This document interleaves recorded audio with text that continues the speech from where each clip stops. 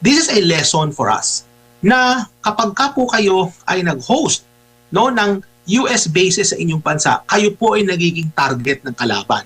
So halimbawa, nangyari sa mga bansang Bahrain, sa UAE, sa Qatar, sa Oman, tinamaan sila ng mga ballistic missile. Bakit? Because they are countries that are hosting American forces. So, kung titingnan po ninyo sa pang mas malawakang lens, kapag ka itong conflict na ito ay lumala at kapag ka nagkaroon ng halimbawa, na sana wag naman pong mangyari, na may mga ibang bansang makisali na, kagaya halimbawa ng China at ng Russia, kinampihan nila halimbawa ang Iran. And again, sa ngayon mukhang malabo itong mangyari, but in the universe of possibilities, this may actually happen. Paano na yung mga military bases na nandyan sa Luzon? They would actually become legitimate targets.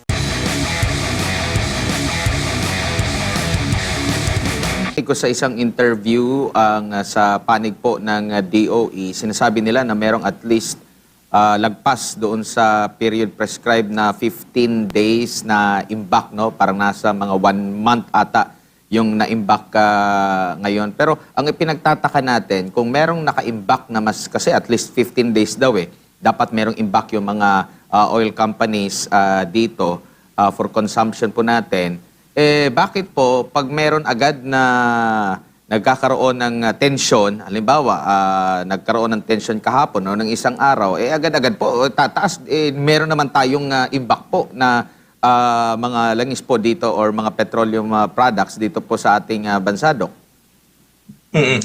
Well, that is an issue as a result of the deregulated structure ng merkado sa produktong petrolyo sa Pilipinas. So pag ibig sabihin niyan, Admar, kapag kaya deregulated, wala nang masyadong say ang ating gobyerno in terms of yung sa pagpepresyo at yung ginagawang strategiya ng mga oil companies, yung mga nagbebenta ng langis dyan sa Pilipinas. So kagaya yung sitwasyon na nabanggit mo, nagkaroon ng pagtaas ng presyo sa pandaigdigang pamilihan, bakit kaagad ramdam natin meron pa naman tayong 15 araw na strategic reserves. So ibig sabihin yan, if na magkaroon ng paggalaw sa presyo, ay dapat sa 15 days pa, mga 2 linggo pa bago gumalaw yan. So merong pwede tayong masabi na there might be some evidence din na yung ating mga companies, tinitake advantage din nila yung mga sitwasyon na yan para kumita pa sila ng mas malaki.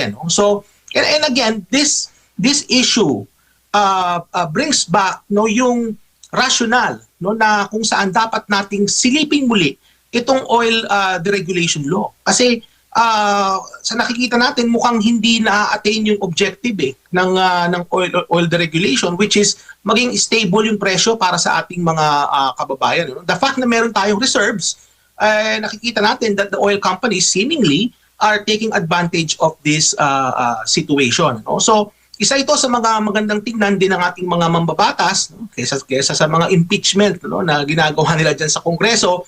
Isa ito sa magandang tingnan nila kung paano marereforma itong batas na ito para maging mas responsive siya sa mga panahon sa ngayon, Admar. Opo, maliban po dito sa mga produktong petrolyo na inaangkat po natin, may mga iba pa bang nakikita kayong produkto na posibleng tumaas din or related pa rin yan? Dahil tumaas yung petroleum products, hindi lang naman po dito sa Pilipinas yan, kundi sa buong mundo. So, Admar, any product na tinatransport, na yung mode of transportation ay gumagamit ng produktong petrolyo, maaapektuhan yan. Any service na gumagamit ng produktong petrolyo for its operations, epekto po yan.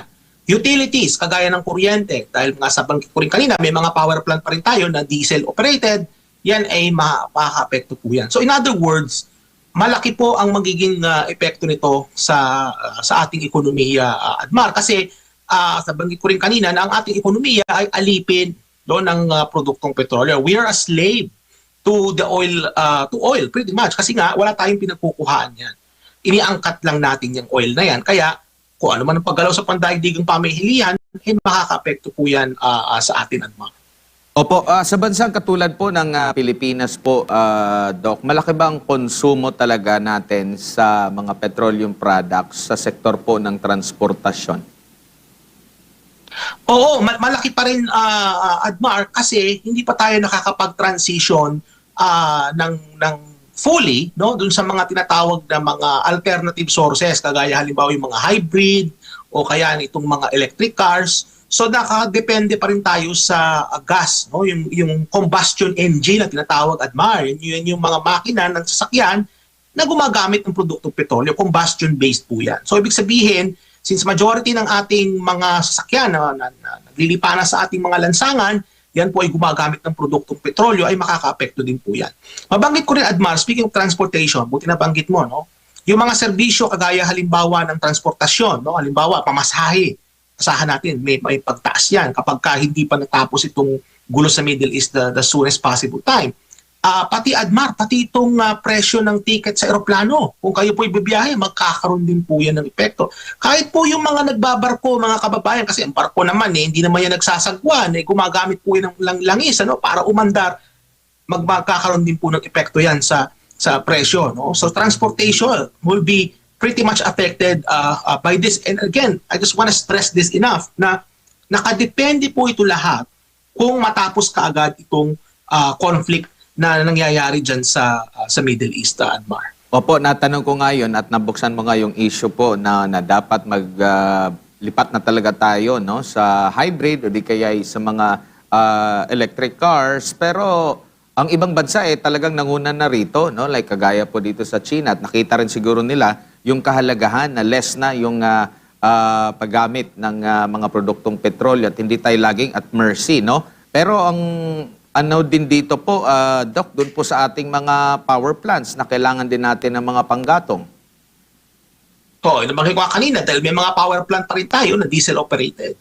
So ibig sabihin, kapag nagkaroon ng pagtaas ng presyo sa diesel, magkakaroon po yung kaagad ng epekto sa kuryente. At alam naman natin, yung manufacturing, Admar, yan ay gumagamit ng kuryente.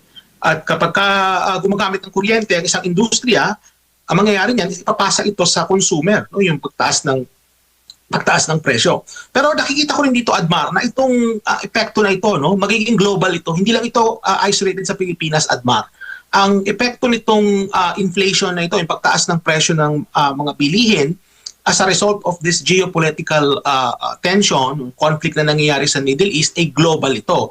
Kaya lang po, ang magiging magnitude of the effect, ika nga, ay nakadepende yan kung gaano kalaki ang exposure ng isang bansa sa produktong petrolyo. Kagaya ng Pilipinas po, we're very exposed.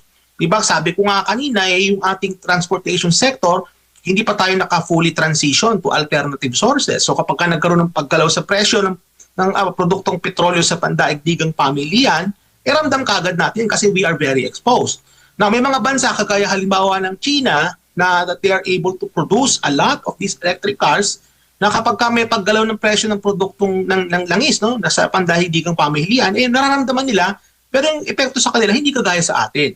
Kagaya dito sa amin sa Canada. Sa Canada, nagpo-produce kami ng produktong petrolyo dito. Pag tumaas ang presyo ng produktong petrolyo sa pandaigdigang pamilyan, ramdam din namin, pero hindi kasing worse doon sa mga bansa na talagang umaangkat ng katakot-takot ng kalaking amount. No? I was trying to find the word na produktong petrolyo, Admar. So at the end of the day, it will depend on the exposure ng isang bansa. And unfortunately, the Philippines, we are very, very exposed.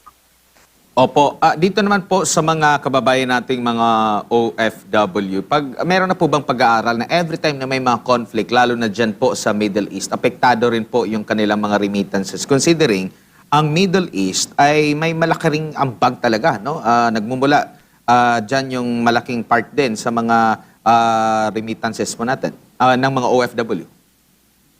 Bibigyan kita, Admar, ng isang storya. Halimbawa, ako po ay isang domestic helper na nagtatrabaho sa Israel. Itong araw na ito, ako po ay magpapadala ng remittances sa aking tatay. Kaya lang po, dahil sa padating ng mga ballistic missile na galing sa Iran rather, ay hindi ko muna may padadala kasi sarado yung remittance center or yung walang signal ng cellphone, hindi ko masend sa aking app, no? Or na-delay yung aming mga sahod kasi nga merong gulo. So kumbaga itong mga disruption na ito, nakaka-apekto din ito sa flow ng remittances, Admar. And alam din natin that the Middle East is a major source of remittance inflows dyan sa Pilipinas. So yung ating mga OFW families, no, na meron po kayong relatives na nandyan sa Middle East, mararamdaman din po ninyo yung epekto niyan, ano, kung through the form of delays, no, sa pagpapadala ng mga remittances, o baka dahil dyan sa gera na yan magkaroon pa ng closure, no, ng mga trabaho. Wag naman po sana, no, at least temporarily, kasi nga dahil dun sa gera makaka-apekto po yan sa remittance inflows. And by the way, Admar, meron din tayong mga kababayan na nasa Iran. And while Iran is not as a big source of remittances, unlike for example Saudi Arabia or United Arab Emirates, yung ating po mga kababayan na nandyan sa Iran, they may seriously experience disruptions sa pagpapadala ng remittances. So ibig sabihin, Admar, if you take it as a whole, magkakaroon po definitely talaga ng epekto yan through disruptions sa pagpapadala po ng remittances dyan sa Pilipinas.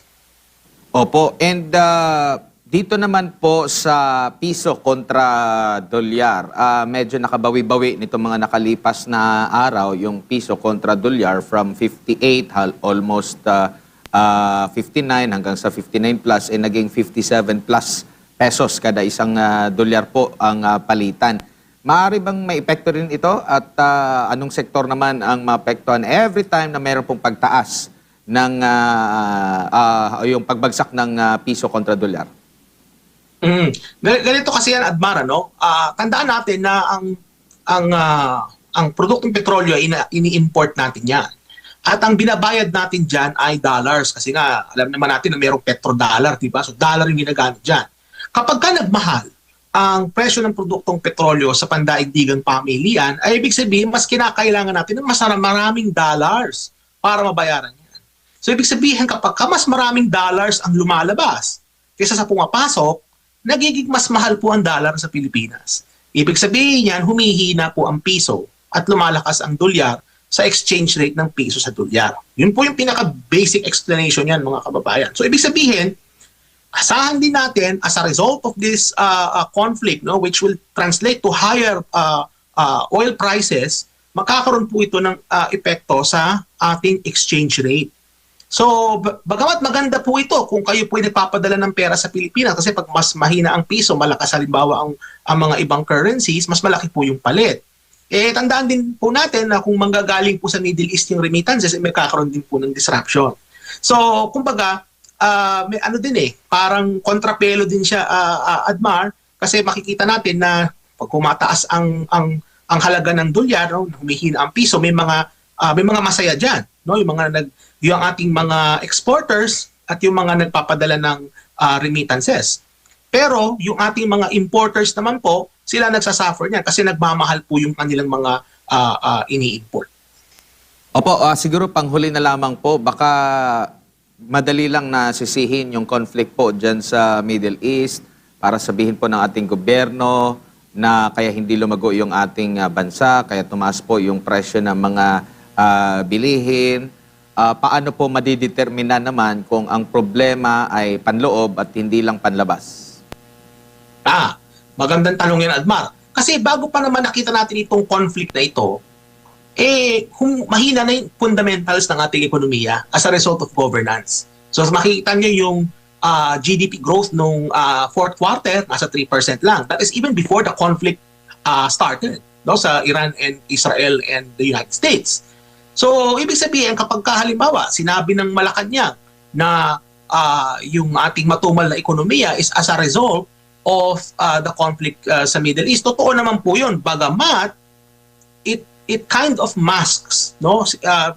Kumbaga, it masks what truly is going on within the Philippine economy, yung internal na nangyayari, na mahina na yung fundamentals to begin with kasi nga yung growth natin mababa. May inflation, maraming nawawalan ng trabaho, yung underemployment mataas. So may epekto yan. Pero pwede nilang gawin dyan is actually that might be dun sa mga communication sa Malacanang, that might be a godsend, no, ng conflict sa Middle East, kasi pwede na nilang sabihin na itong nangyayari sa ekonomiya natin ay hindi ito dahil, no, sa kahinaan ni Pangulong Marcos Jr., rather ito po ay dahil sa nangyayari, no, sa panlabas. Bagamat tandaan po ninyo, mga kababayan, na even before this started, mahina na matubal na yung galaw ng ekonomiya as a result of governance. And maidagdag ko rin, Admar, bago tayo magbukas. Itong nangyayari ngayon dito sa Middle East, this is a lesson for us na kapag ka po kayo ay nag-host ng US bases sa inyong bansa, kayo po ay nagiging target ng kalaban. So halimbawa, nangyari sa mga bansang Bahrain, sa UAE, sa Qatar, sa Oman, tinamaan sila ng mga ballistic missile. Bakit? Because they are countries that are hosting American forces. So, kung titingnan po ninyo sa pang mas malawakang lens, kapag ka itong conflict na ito ay lumala, at kapag ka nagkaroonan halimbawa, na sana wag naman pong mangyari, na may mga ibang bansang makisali na, kagaya halimbawa ng China at ng Russia, kinampihan nila halimbawa ang Iran. And again, sa ngayon mukhang malabo itong mangyari, but in the universe of possibilities, this may actually happen. Paano na yung mga military bases na nandyan sa Luzon?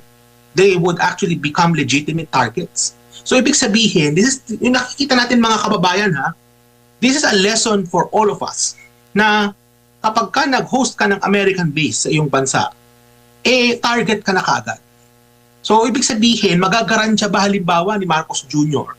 yung safety ng ating mga kababayan as a result of the Philippines hosting these different EDCA sites? Kumbaga, are the rewards of hosting these bases outweigh the risks? The risks being, meron tayong mga kababayang posibleng masawi as a result of retaliatory strikes ng kalaban, halimbawa ng China. So, kumbaga, mga kababayan, dapat tingnan nyo rin po ito, hindi lang yun sa mga presyo ng produktong petrol, which is okay, tama naman po yun, because that will really happen. But you have to look at this from the broader geopolitical perspective, that if this conflict escalates, and there are other countries that have become involved, the Philippines, particularly in regions na nag-host ng American bases, will eventually become legitimate targets. And the question becomes, can Marcos Jr. and his government guarantee the safety of Filipinos when that arises?